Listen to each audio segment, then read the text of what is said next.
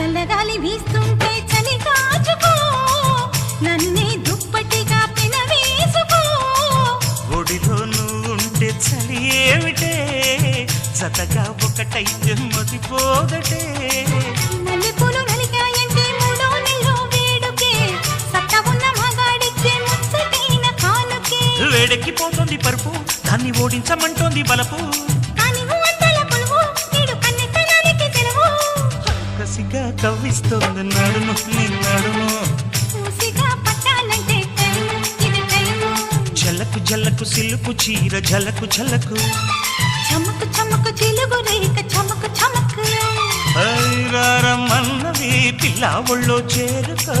వెచ్చని కౌగిట వెన్నలాగా కరిగిపో కసిగా కవ్విస్తోంది నడుము నీ నడుము